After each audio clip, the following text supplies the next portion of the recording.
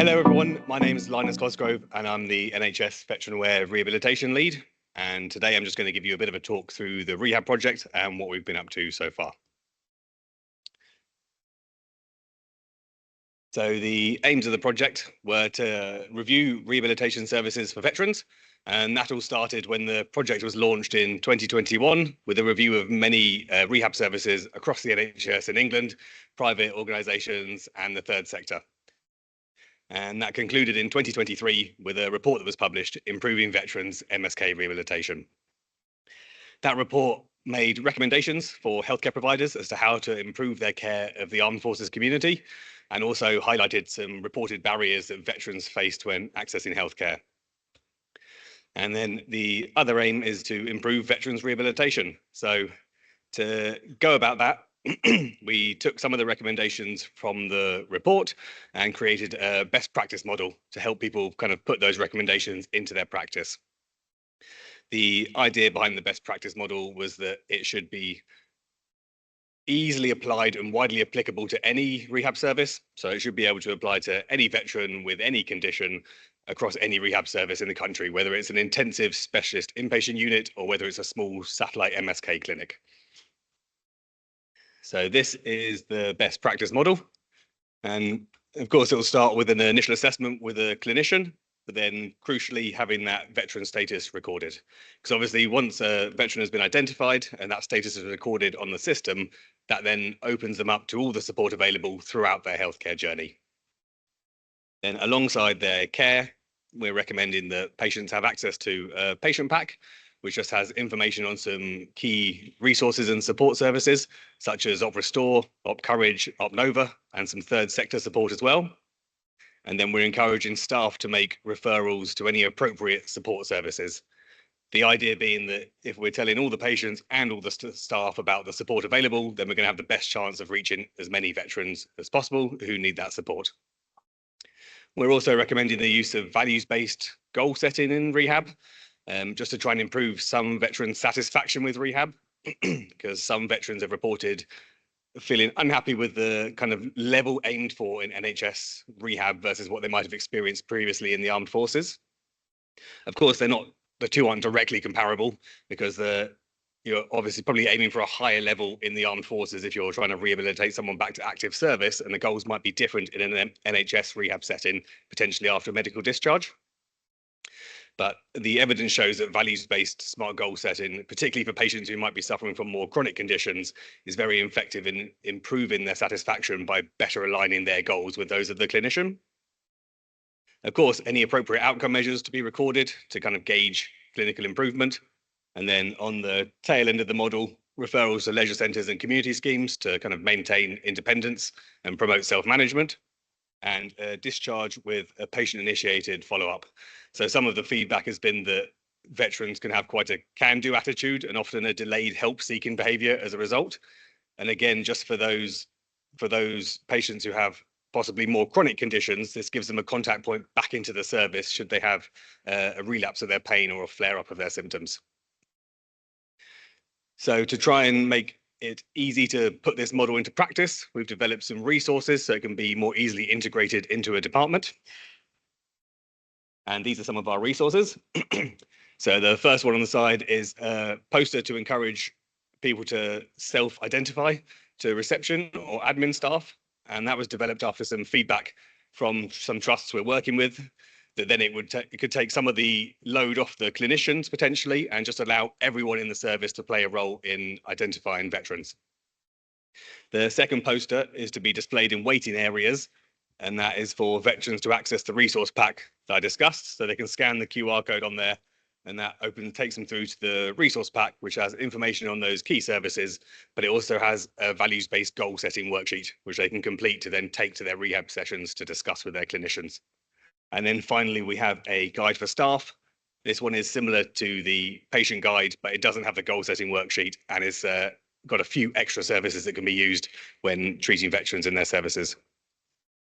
So to get some feedback on these resources, we piloted them across 4 trusts in the NHS for a 6-month period. And we piloted it at the Royal National Orthopaedic Hospital, Stanmore and Bolsover, Wessex Rehab in Salisbury, Great Western Hospitals in Swindon and the Robert Jones and Agnes Hunt in Oswestry. And then we ran our data collection for 8 months, just because generally an episode of physio will last from 4 to 6 months.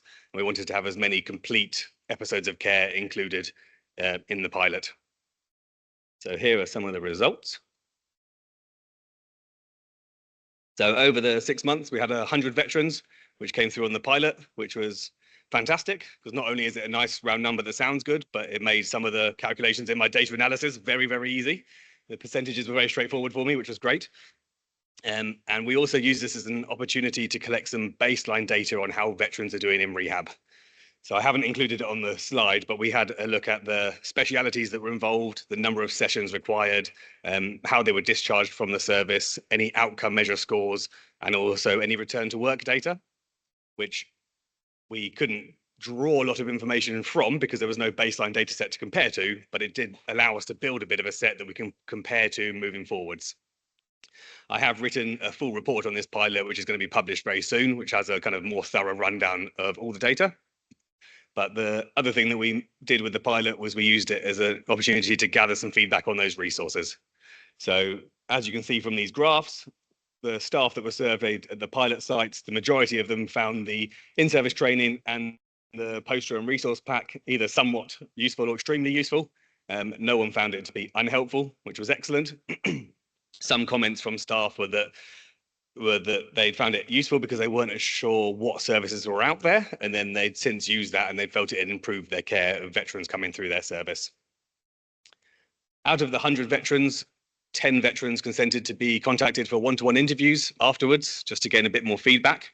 And of those 10 veterans, unfortunately, 5 didn't see the poster, so they didn't access the resource pack, which is useful information anyway, because we know we need to better direct patients that are coming through to these resources. But then of the other 5 who did see it, only 1 needed to access further support, but they did get the additional support and help they needed, which was great.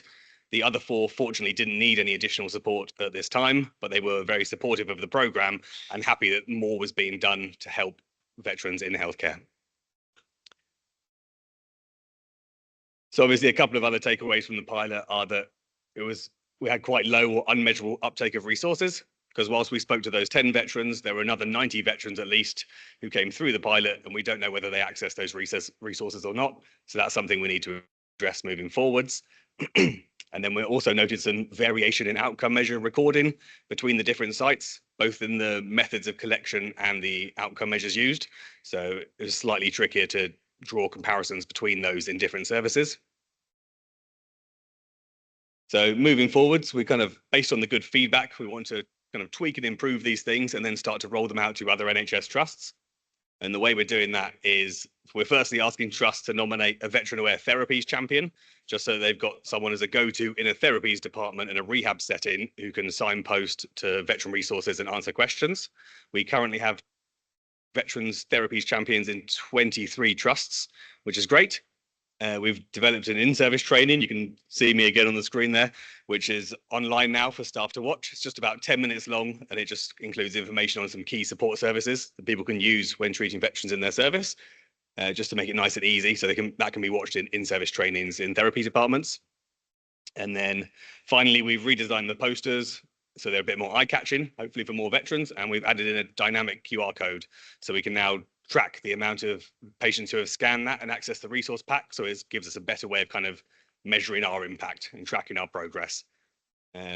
I sent them out to the 20 odd champions about 2 weeks ago, and there was nothing initially because it obviously takes a while for people to print them and pop them up in a department, but it is starting to pick up. So last week alone, there were 37 scans of the QR code.